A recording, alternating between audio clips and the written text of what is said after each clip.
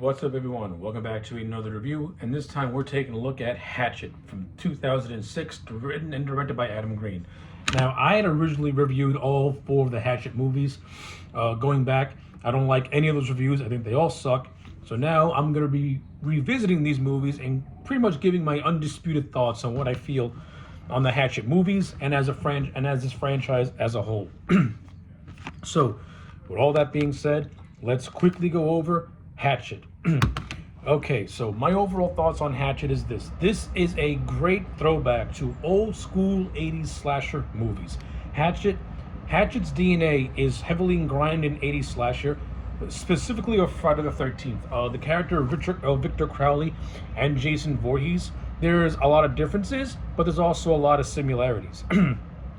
And when you watch this movie, you can tell that Adam Green is a huge fan, like most of us are, of the 80s, that 80s time period that gave us movies like Friday the 13th, like Nightmare on Elm Street.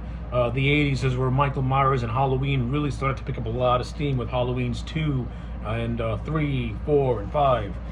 So like the 80s was a special time when it came to the horror genre, specifically that of the slasher. Now, of course, when you get to 2006, the more of a modern day, the slasher genre was kind of being phased out again, and you had the whole torture porn thing with Saw and Hostel and movies like that really taking the forefront. So a movie like Hatchet comes along, and it feels familiar yet fresh in a way. And that's one of the things I give Hatchet, is that it has a familiar, yet it has a freshness to it. And I thought Adam Green did a fantastic job at pretty much bringing the slasher genre back, even if it's underground. What I do like about the Hatchet movies is that, again, I like how it's a throwback to Friday the 13th. The character of Victor Crowley is like Jason Voorhees. Both characters are deformed. They have very tragic backstories. We all know that Jason drowned as a kid because nobody was watching him.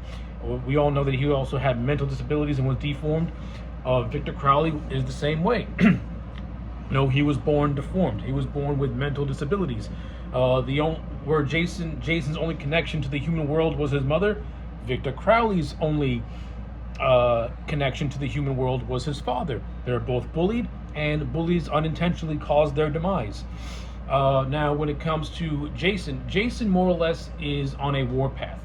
Jason is pretty much protecting the woods from all who invade his woods. Victor Crowley, in a way, is the same thing. But where they differ in a way is that Jason has always been treated as a survivalist when you look at it. Like someone like Rambo who defends his territory, like he's very predatory in that nature. Victor Crowley, he's a ghost, but he's a ghost who's trapped in the night that he died, so he's constantly angry, he's always scared, and he's not protecting the forest, and he's only killing people who invade his territory, more or less because he's afraid. That's what it is. So you kind of got a little bit of Leatherface in there from that first Chainsaw movie, in which Leatherface is not pure evil. He's just defending his home from strangers because he doesn't know any better. You can say Victor Crowley is an amalgamation of some characteristics of Jason and some characteristics of the original Leatherface. And I thought Adam Green did a good job at bringing this character to life. Now, of course, you get bonus points by having Kane Hodder, the GOAT Jason, play Victor Crowley. This is probably Kane Hodder's second most famous character that he's portrayed. But we all know he's played Jason. He also doubled as Leatherface in Chainsaw 3, and also did motion capture for the Texas Chainsaw game that came out last year. But I think Kane Hodder as Victor Crowley is great. He's menacing. He's menacing. He's violent. He's vicious. There are a lot of scenes in this movie where Victor Crowley makes Jason come across like a Care Bear. I mean, you got scenes where he's ripping faces off, using a hatchet to cut a guy down the middle. He's using every single implement to his disposal just to maim and kill these people. It's gnarly, it's gross, it's awesome. The practical effects in this movie are fantastic. I think when it comes to slasher movies, they're the ones that benefit most from practical effects and minimal CGI. Like, the only CGI used in this movie is to pretty much erase any wire work that's being done. And again, I like it. The movie's better off for it. I like the whole aesthetic of Honey Island Swamp. It has that spooky beauty to it. The setting is great. It's very isolated. much like Camp Crystal Lake. And the characters that are in this movie, listen, the characters in this movie are not they're not going to win any awards or anything like that. They're not really all that memorable. But you know what? You have very good actors in this movie. You have Joel David Moore, who plays the character of Ben, who is our de facto lead. You have Tamara Feldman, who plays Mary Beth, who is the final girl of the piece. You have Deanna Richmond as Ben's friend, and you have other characters. Like you have Joel Murray, the brother of Bill Murray, playing this guy called Shapiro, who is making softcore porn, and he has these two girls that he convinces to join him on this ride as a way to get them exposure. You have this elderly couple who are with them as well, and then you have Perry Shen, who plays the a tour guide. So that's how the characters get to the swamp, is a tour guide. The movie takes place in Louisiana, New Orleans during Mardi Gras. So Adam Green is able to capture that aesthetic, leading into Honey Island Swamp. Not only that, Adam Green lays the foundation of the whole idea of voodoo, which really gets more expanded upon in the sequel, and it ties into Victor's story a little bit more when you get to Hatchet 2. But in this movie, he already laid down the groundwork. He already laid down was playing those hints and scenes by New Orleans, Louisiana, and then going on a haunted tour guide by going to a voodoo shop. And you have those little nuggets that get expanded upon in the second movie, but they're set up here. So when you watch when you watch the Hatchet movies, especially all four in a row, the story gets expanded upon in a great way. But in terms of breadcrumbs, Adam Green did a good job at setting all that stuff up.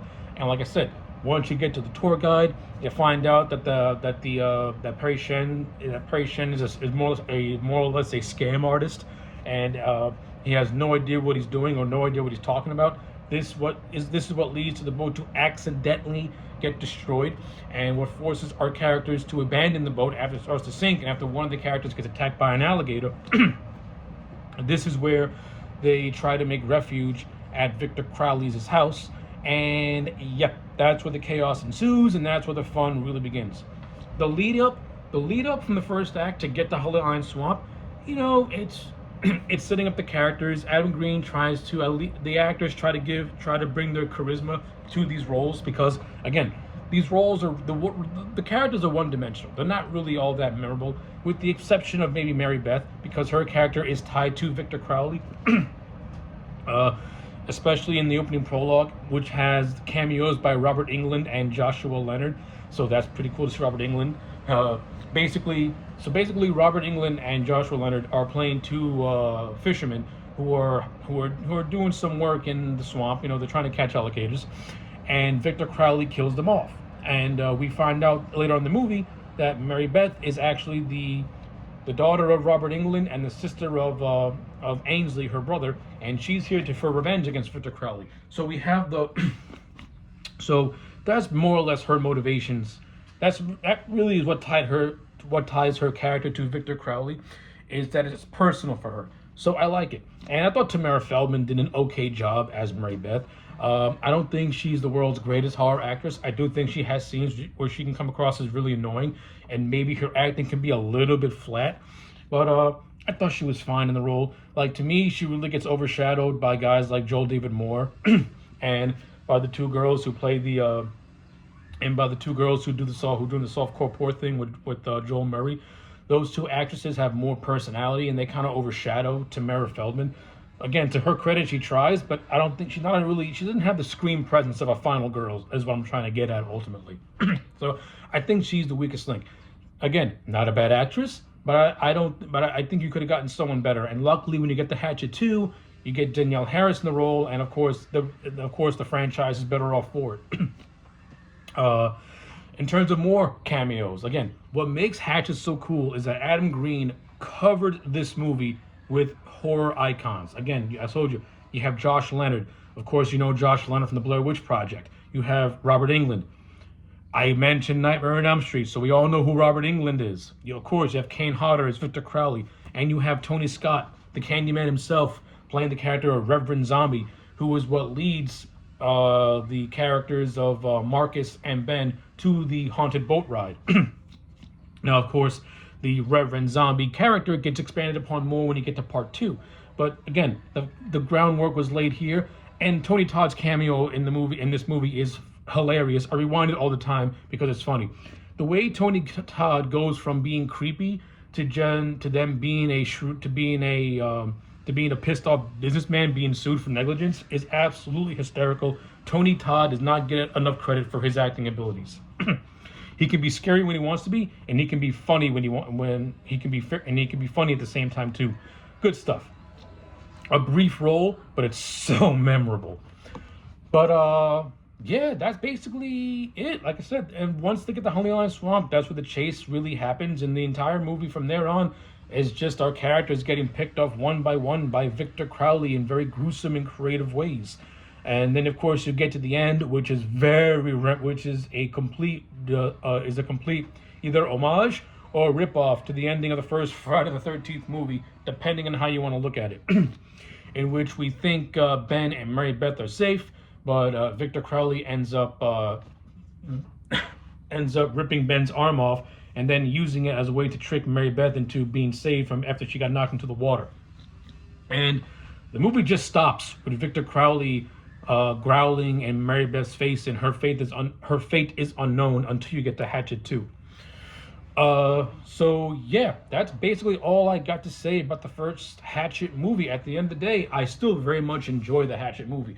Do I think it's a perfect movie? No. Can a lot of the acting be wooden in a lot of areas? Absolutely.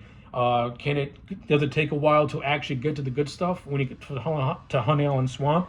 Yeah, sure, maybe. But does we make up with it with creative kills and good cameos? Absolutely.